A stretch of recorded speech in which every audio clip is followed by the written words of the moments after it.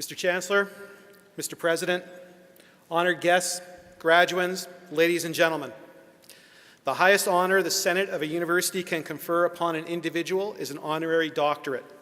At the University of Manitoba, the criteria for awarding such a degree include distinguished achievement, scholarship, the arts, or public service. My name's Robert Warren, and I'm the IH Asper Executive Director for Entrepreneurship at the Stu Clark Centre for Entrepreneurship, and I am pleased to introduce Mr. Stu Clark, who will receive an honorary degree this afternoon. A renowned entrepreneur, philanthropist, and volunteer, Stu Clark is recognized for his tireless dedication to supporting a variety of charities and educational institutions in Canada. Born in 1954 and raised in rural Manitoba, Mr. Clark was the second of 4 children. His parents, one a teacher, the other a nurse, were respected professionals in his community. Early on, they taught Stu the importance of giving back through voluntary efforts and involvement with community activities. Stu took these childhood lessons to heart, and to date, this modest Calgary businessman has given millions to various charities in Alberta. Additionally, over the last 5 years, he has donated $9 million to his alma mater, the University of Manitoba. This has enabled the establishment of the Stu Clark Centre for Entrepreneurship in the IH Asper School of Business and an international business plan competition. The centre cultivates the development of new businesses and entrepreneurial thinking among Canadians by encouraging them to consider entrepreneurship as their life's calling. Currently, the Stu Clark Centre supports a variety of programs aimed at children starting at the age of 10 through to the graduate level. In addition, Mr. Clark donated $4 million to the Canadian Museum for Human Rights, which in December of 2010 announced the naming of the Stuart Clark Garden of Contemplation in his honor. Mr. Clark graduated with a BCom honors degree from the University of Manitoba in 1976 and immediately set out to becoming a successful entrepreneur. After graduating, he went west to seek his fame and fortune in the banking industry in Vancouver and Calgary, but he returned home to his roots in 1984 to work in commercial banking for the TD and Northland Bank, where he gained invaluable experience. In 1986, Mr. Clark took another step in his journey as an entrepreneur when he was one of the founders and CFO of a publicly traded oil and gas exploration company, Pinnacle Resources. Stu and his partners raised the initial $2 million of shareholder capital for Pinnacle and remained involved with the company for 12 years until it was sold in 1998 for approximately $1 billion. Since then, he's been involved in a variety of startups and reorganizations in Calgary-based public and private companies. Mr. Clark officially retired in 2001, but he continues to serve as chairman of the board for both Storm Resources Limited and Rock Energy Limited. He is also an active investor and board member of 2 other publicly traded companies, Belmont Exploration Limited and Chinook Energy Incorporated. Today, Mr. Clark puts his focus around his philanthropic interests, causes he's specifically chosen to match his interests and passion. His endowments to the University of Manitoba and the Canadian Museum for Human Rights stem from his belief in the power of education. On a personal note, I just want to mention that Stu's contributions and dedication to this institution, the University of Manitoba, go above and beyond the financial, as I've seen him on countless times give freely of his time to support the programs sponsored by the Entrepreneurship Centre.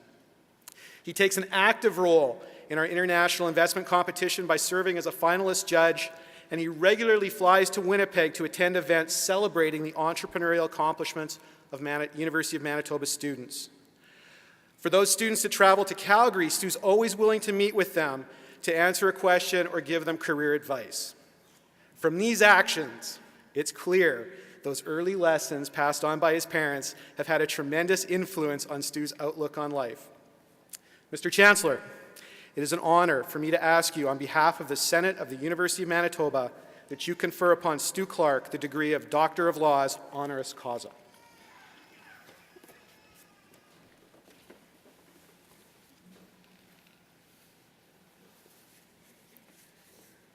By virtue of the authority vested in me as Chancellor of this university, I admit you to the degree of Doctor of Laws, honoris causa, with all the rights and privileges thereto appertaining. Congratulations, Dr. Clark.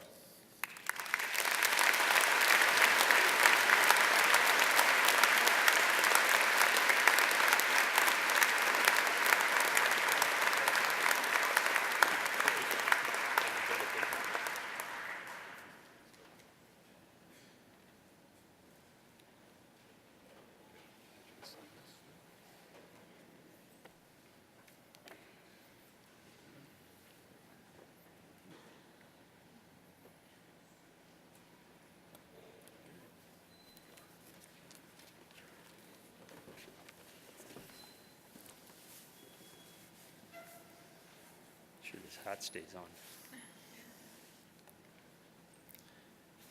Thanks very much, Rob, for that kind and very flattering introduction, most of which is true. Mr. Chancellor, Mr. President, honored guests, graduates, ladies and gentlemen. It's a great honor and personally very gratifying to have been asked by the President Barnard this year to accept the University of Manitoba's highest honor at this convocation ceremony. I promise my remarks will be brief, as I know most of you are anxious to receive your degrees and get on with the more important part of this day, which is celebrating your achievements with your friends and family. When I first learned of this honor, I was somewhat surprised but also curious as to why I was selected and who else would be honored by the university at convocation this year.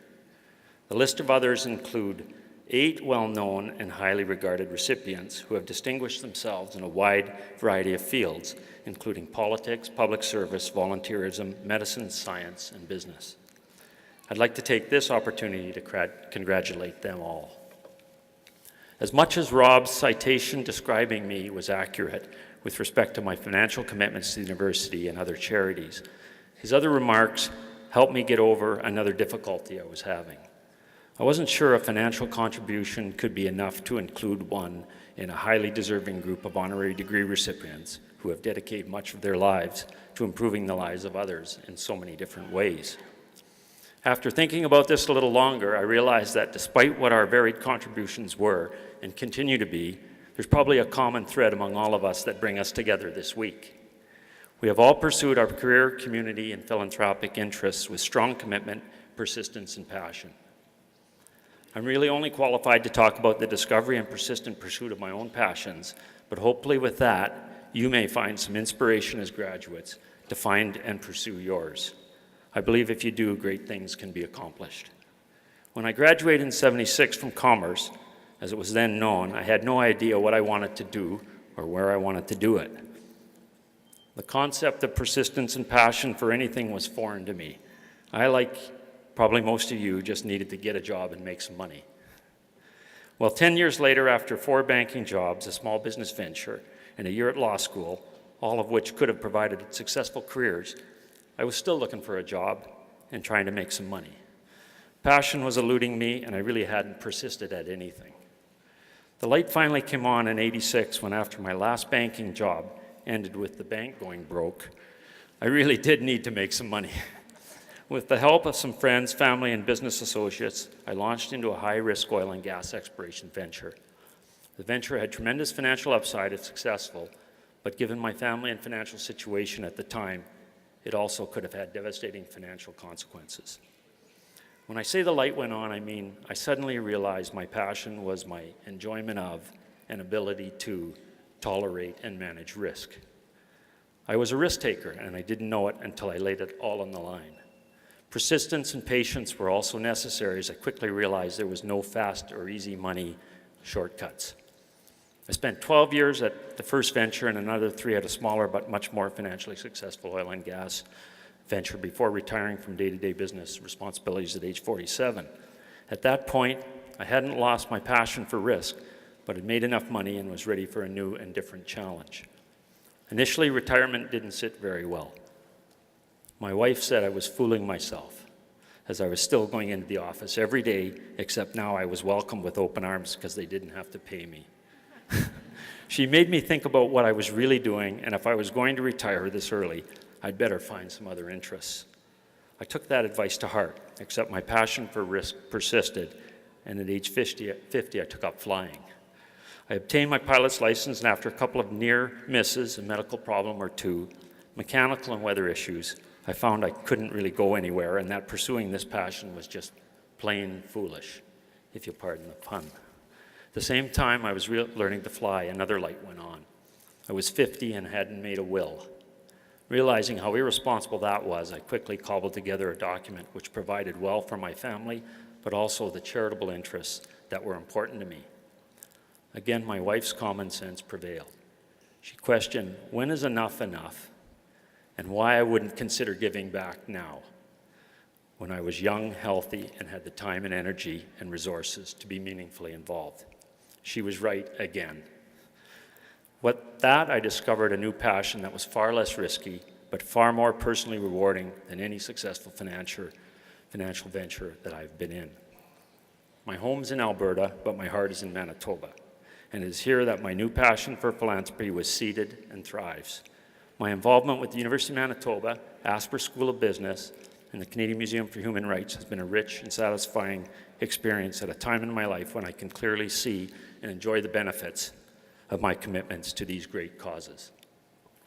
They have grown, and my involvement has become much more gratifying than I ever imagined. As graduates, early in your career paths, I realize you have to make it before you can consider giving it back. With success, that will change, and it is my hope that my example encourages and motivates you and others to consider your own philanthropic interests, and when appropriate, act on them long before there is the reading of the will. Rather than end on that ominous note, I'd like to end by thanking Chancellor Sector, President Barnard, and the University Senate for recognizing me with this honorary degree. I'd also like to thank Rob Warren and his team at the Stu Clark Center for Entrepreneurship for developing the entrepreneurship program at the Asper School of Business to a point where it is recognized by peer business schools across North America for its excellence and relevance. And on the topic of excellence and relevance, I'd like to credit former Dean Glenn Felton, who is here today, for setting those standards at the Asper School during his recent 7-year tenure. His vision for the school was instrumental in my continuing support, and I'd like to wish him all the best in his new position as president of the Northern Alberta Institute of Technology in Edmonton. Glenn, I'm not sure whether you're an Oilers fan now, but if you are, be warned and stay clear of the MTS Centre this winter. Your good works here will be quickly forgotten inside that building when the Oilers are in town.